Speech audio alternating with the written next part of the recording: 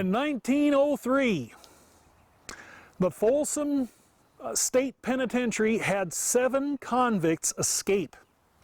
They had dynamite because they were building, they were quarrying stuff down there. They managed to get a hold of the dynamite. They managed to grab 1 guard and the warden. Now, the warden had a Colt single-action revolver, and they managed to get a couple of rifles from that armory. And they escaped up to Cool, and eventually from Cool they came across basically Lotus. They got rid of the warden. They did not kill him or that guard, but they would come into people's houses and get food. And this was a major problem. So there were posses from Placer County, Sacramento County, El Dorado County, Amador County, and we mustered out the Placerville Company H National Guard. And they are in pursuit of these guys. Now, we are here on Manzanita Hill. They had scouts, trackers, that were following these men, interviewing people. They were trying to find them, cut the tracks, find who they were. Now, most of these guys, the outlaws, were murderers, bank robbers. There was one who was a Mormon who had been convicted of polygamy. Now, there were 7 of them, 5, 6, 7, and they show up here. They've got them surrounded, and Company H, Pride of Placerville, is out here. But they're all armed with the same kind of a gun, just to make the point. This was the standard gun of the American Civil War. Now, to shoot these things, you had to pour the powder down the barrel, and you had to put the bullet down the bottom. Then you had to return the ramrod back to its spot, take more than time I'm here, and you had to put a cap on this, and then you could shoot. In an effort to save money, the federal government had simply taken the Civil War guns, hacksawed the breech, and they created this. And so for all the fluky things right here on this hill, the outlaws and Company H are armed with exactly the same kind of a gun. You lifted this tab and you flipped it open. It's a single shot, and you could put these cartridges in here, and I've got a handful of the cartridges here, blanks. Now, they had them surrounded, and they begin to advance on them. The outlaws start shooting at them. And Mr.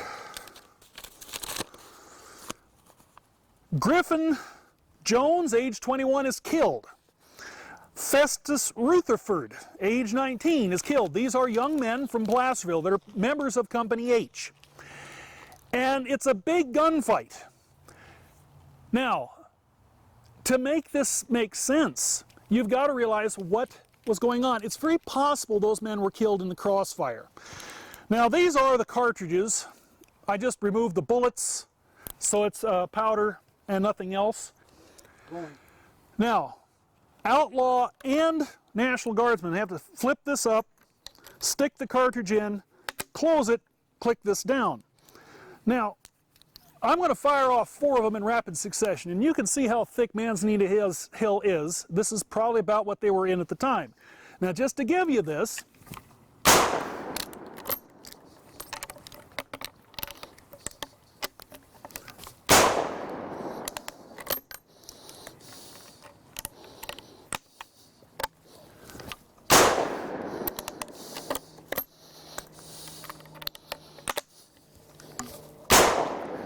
now, you've got all this going off. You've probably got about 100 guys shooting.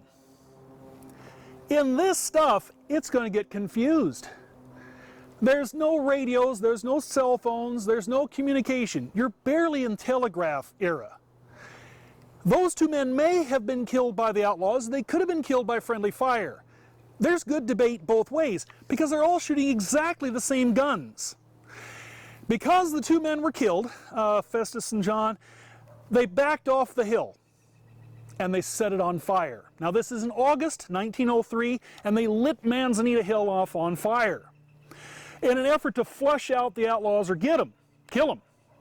In point of fact, after Manzanita Hill was done burning, they did not find any bodies.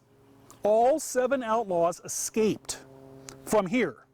Now, most of these outlaws would later be caught committing other crimes in other states.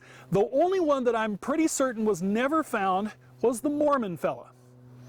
The one that had been convicted of polygamy, he was never found. But in 1903, you got to think that the Tres Rios region of Sonora, Mexico, Porfirio Diaz had invited the Mormons to come there, and many polygamists, to avoid prosecution, had gone there. Well, if he goes in that country, got there, he would have got a new name and been able to blend in and disappear. And he wasn't a criminal in the sense that he hadn't been robbing banks or murderers before, so it would make sense why he probably wouldn't have been caught. But just to give a point, this is Manzanita. This is the Manzanita Hill, and you can see how the Battle of Manzanita Hill really developed, and why we were not really sure who killed the 2 members of Company H, Pride of Placerville, Company H, the National Guard. You needed mass numbers of people to try to catch. This was a big prison break, 7 inmates breaking out. Yeah, it probably got really confused, and we're not really sure just who killed them, but those 2 men did die. They are buried in the Placerville Cemetery, along with other members of the Spanish-American War, that gravestone cemetery. And just figured I'd give you a little history on what happened here on Manzanita Hill.